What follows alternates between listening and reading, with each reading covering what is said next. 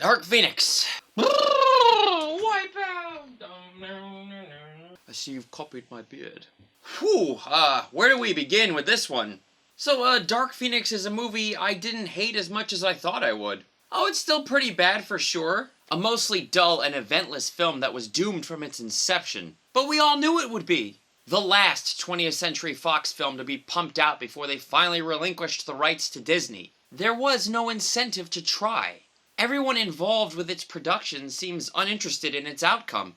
The actors all lazily read their lines. Much of the action involves people being tossed into walls. And really, not much happens. The music is by far the best part, and way too good for this picture. Hans Zimmer's score acts as an unintentional lullaby, and softens the deep sleep this movie will put you under.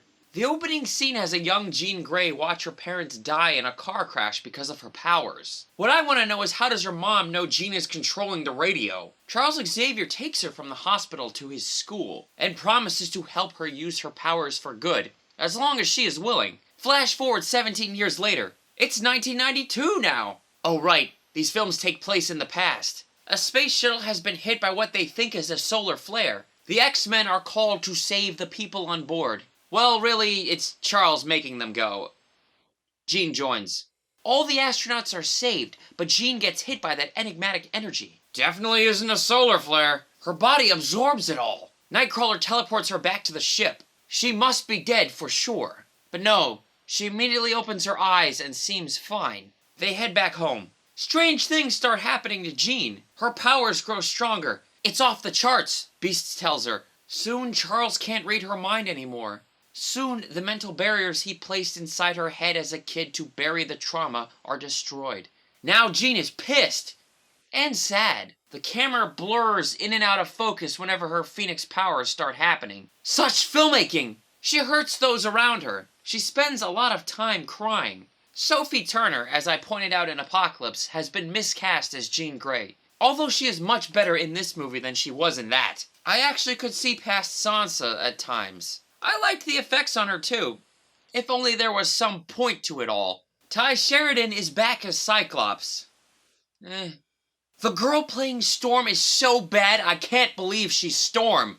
Jennifer Lawrence has always been miserable as Mystique. She's trash in all the X-Men films, but here in every shot you can see that she does not want to be here. I cried out for the days of Rebecca Romijn. Nicholas Hoult was doing well until a conversation with McAvoy. Admit you were wrong, Charles! You'll laugh. And McAvoy himself?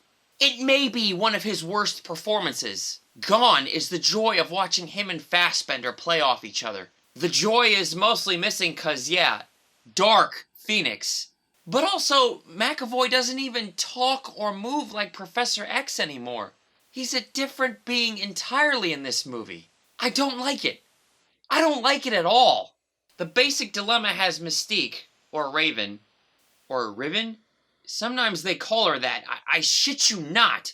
Call out Charles for constantly endangering mutant lives to save humans. She says he's in it for his ego, for the accolades and the press. Charles thinks every little bit helps, and wants to keep the peace with humans by whatever means necessary. Anyway, Jean runs off to find her father, who she discovers is alive. He survived that car crash, but it also means that he gave Jean up. She finds him, the X-Men find her, a bland action scene takes place. One of the X-Men is killed, and the movie doesn't even seem to care. Later, Jean seeks out Magneto, who has hidden off in a refugee-like camp with other mutants. She thinks he can help her. He can't. Meanwhile, an alien race is on Earth.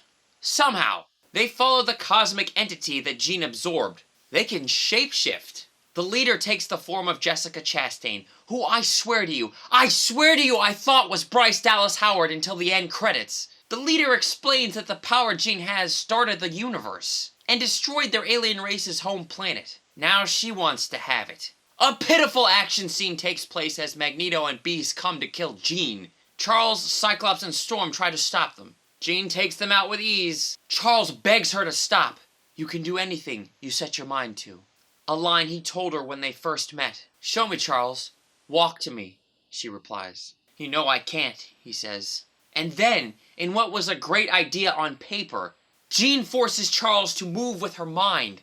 and walk out of his wheelchair and up the stairs to her. This looks less like a paraplegic man regaining his legs and more like the Crooked Man from the Conjuring universe. I almost burst out laughing, but didn't. Strange. The movie ends in an extended finale on a train, which a friend tells me was reshot. I actually kinda liked the action here, especially Nightcrawler's scenes. At least, the movie was inventive with him. I also liked that the alien race stayed in their shape-shifted human forms. I don't know, I thought that was a good choice, all things considered. But of course, it's all a letdown. Jean is too powerful, and it really does nothing for me that she reaches her hands out and vaporizes the aliens. Or the phony final moments where we are supposed to believe she dies killing the leader. This is a movie that doesn't have a lot going on, and is uninterested in so much of itself. Evan Peters returns as Quicksilver, and is still as good of an actor as he usually is. So of course, the movie largely omits him. Zimmer's score kept me awake during it all, and if not for that, the movie would be way worse than it is. There are some cool choices that it makes. At times, I felt like I was part of a decent play. It's just that it gets boring the longer it goes on, and it doesn't care about its own outcome. And none of this matters since this shit is all gonna get retconned in the next Disney films anyway. And poor Sophie Turner, given the thankless lead of a movie that wastes what is supposedly the best X-Men storyline. The whole 20th Century Fox and Disney's rights issue alerted us to the poor quality this was doomed to have. And the marketing did too. What's weird is that Sophie's line where she says, "When I lose control, it feels really good," like that, has been cut in half. The part about it feeling good is out. It's not in the movie at all. I guess they wanted to make her more empathetic? How about just don't make the movie? So I knew this was going to be bad. And really, I don't hate it. I don't even regret that I saw it. I just feel bad for everyone in it. One of the better parts is seeing the X-Men return to Earth after saving those astronauts in the beginning. They're greeted by cheers and many little kids wearing their likeness in admiration. A little boy has blue face paint on like Nightcrawler. A little girl holds up a small Mystique toy. They're so happy. The poor kids. They didn't know this movie was going to suck. The movie's last scene has Charles and Eric playing chess in Paris. And a final shot to show obviously that Jean is alive. Am I even watching X-Men anymore? That leg walking scene. Jean?